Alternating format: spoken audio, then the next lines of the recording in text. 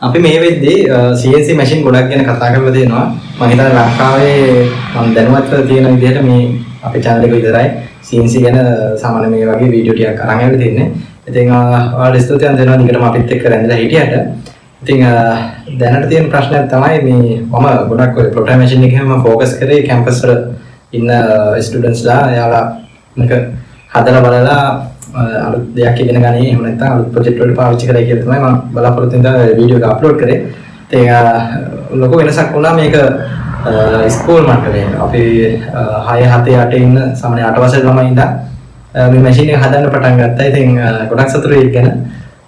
ඉතින් අපේ ආදරණීය දුවල පුතාලා ගොඩක් හොඳට මැෂින් හදලා තිබ්බා. මම දැක්ක CNC මැෂින් D වලින් එක විදිහට හදලා තිබ්බා. ඉතින් ඒක ගැන සතුටුයි. ඒ වගේම එතනදී ආපු ප්‍රශ්නයක් තමයි මම ගොඩක් අය මැසේජ් කරලා අහනවා. මේ කියන පොස්ට් එක ඇහුවාට පස්සේ මේ මැෂින් එක හදන්න නැතුව ඉන්නවා ගොඩක් අය. අතරම රුපියල් 30000ක් 28000ක් වගේ මුදලක් යනවා. අපි හදපු මැෂින් ඔක්කොම සාමාන්‍යයෙන් යද්දි මේ හදලා ඉවර කරද්දී ඒ ගාන වගේ කිප්ටෙන් වේදමක් යනවා. ඉතින් පුංචි ළමයින්ට මේක දරන්න අමාරුයි. ඉතින් ඒ හින්දා අපි පොඩ්ඩක් ඩිසයින් එකක් වෙනස් කරලා හැදුවා. අතරම සරල ඩිසයින් එකක්. මෝටර්ස් වල ඉඳන් අපි මේකේ කන්ට්‍රෝලර් ඔක්කොම වෙනස් කරලා මේක සාමාන්‍යයෙන් රුපියල් 10000කට අඩුවෙන් අද පවතින විදිහට 10000ට අඩුවෙන් හදා ගන්න පුළුවන්. මට රුපියල් 8000ක වගේ මුදලක් 8000ක් වගේ තමයි ගියේ.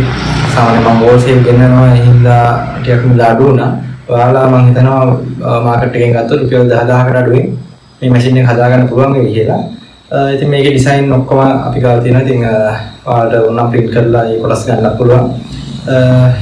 ඉතින් අපි බලමු කොහොමද මේක හදන්නේ කියලා. මේක ඇත්තටම ફોකස් කරන්නේ ගොඩක් පුංචි ළමයි.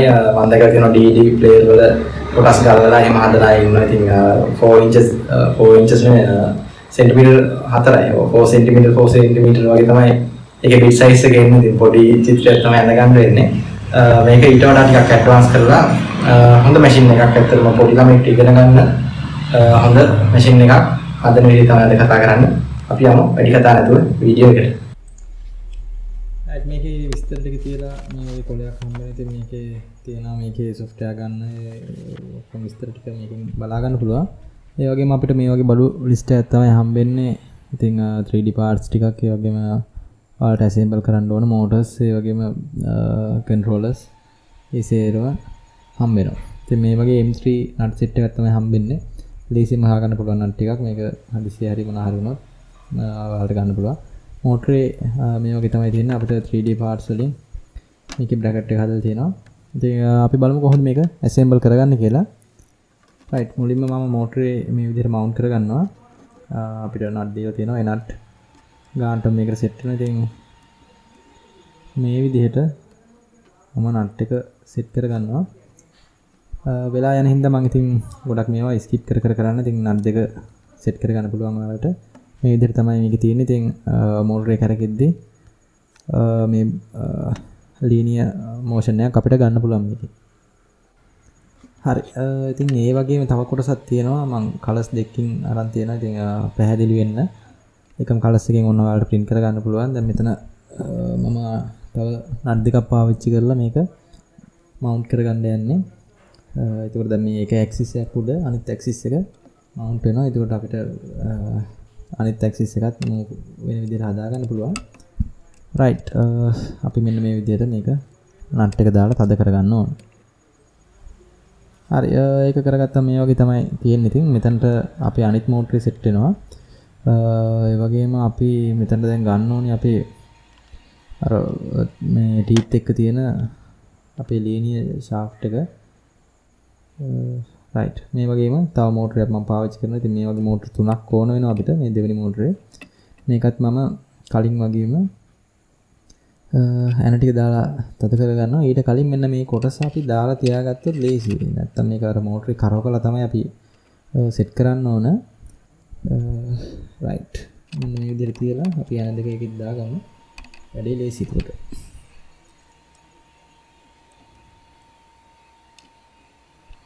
මේ කැමරාවත් අල්ලලා මේක හරි අමාරු වැඩේ කරන්න.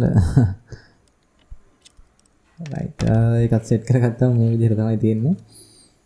ඉතින් මෙතනට මේ තියෙන bracket එකට අපේ අන්තිම මෝටරේ තුන්වෙනි මෝටරේ සෙට් වෙනවා. ඉතින් මේකේ කලින් එකේ සර්වෝ මෝටර් එක තිබ්බේ අපි මේක නම් දාලා තියෙන්නේ ස්ටෙපර් මෝටරෙම තමයි.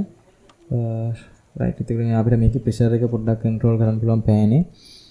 කොච්චර ප්‍රෙෂර් වෙන්න ඕනද කියලා අපිට ඒක පොඩි මේ අදහසක් කරා එක එක ප්‍රෙෂර් වලට මේක හදන්න පුළුවන්. ඉතින් මේක මවුන්ට් කරගත්තම අපිට මෙන්න මේ වගේ තමයි පෙනුමක් තියෙන්නේ.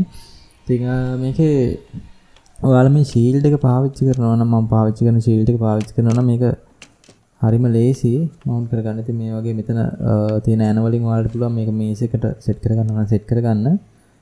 මෙන්න මෙතන තියෙන මෙන්න මේ වීල් එකෙන් මේක තමයි මේකේ වැදගත්ම වීල් එක. මෙතන බෙයාරින් එකක් තියෙන්නේ. මේ බෙයාරින් එක මේ විදිහට මේකට සෙට් කරගත්තම කිසි ප්‍රශ්නයක් නැතුව මේකේ x axis එකේ මූවමන්ට් ගන්න පුළුවන්. right.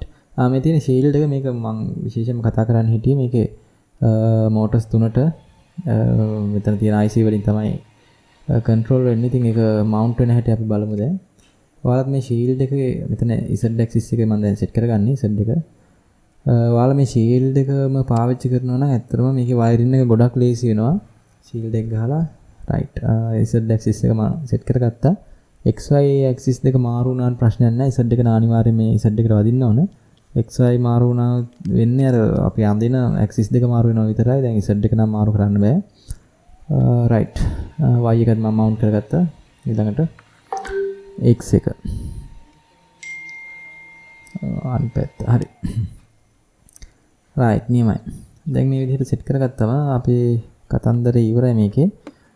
අපිට දැන් ඕන වෙනවා මේකට power supply එකක් සහ අපේ USB cable ඊට කලින් මම පෑන මවුන්ට් කරගන්නවා.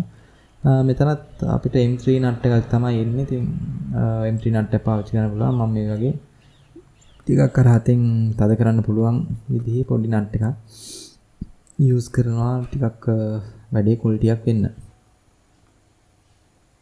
හරි. පෑන මේ විදිහට අපිට මවුන්ට් කරගන්න පුළුවන්. ඉතින් G code එකෙන් අපිට ඒකේ ප්‍රෙෂර් එක බලා ගන්න පුළුවන්, කන්ට්‍රෝල් කරන්න පුළුවන්. මේකට 9 volt power supply එකක් ඇත්තටම ප්‍රමාණවත්. මේකේ 5 volt වලින් තමයි ඇත්තටම motors run වෙන්නේ හින්දා. right අපි 9 volt එක මෙතනින් plug කරගන්නවා. ඒ වගේම දැන් USB cable එක අපි plug කරගන්න ඕන. ඒකත් මේ විදිහට plug කරගමු. right හරි. මෙන්න මේක තමයි ඉලෙක්ට්‍රොනික සහ මෙකැනිකල් ඇසෙම්බල් එක. ඉතින් ඊට වඩා දෙයක් මේකේ ඇත්තටම කතා කරන්න දෙයක් නැහැ. හරිම ලේසි. පොඩි ළමයින්ට උනත් හදන්න පුළුවන්. අපි ඊළඟ වීඩියෝ එකෙන් කතා කරමු කොහොමද මේකේ software පැත්ත මොනවද පාවිච්චි කරන software සහ කොහොමද මේකෙන් G code එකක් හදලා අපිට ඕන දේවල් ඇඳගන්නේ කියලා.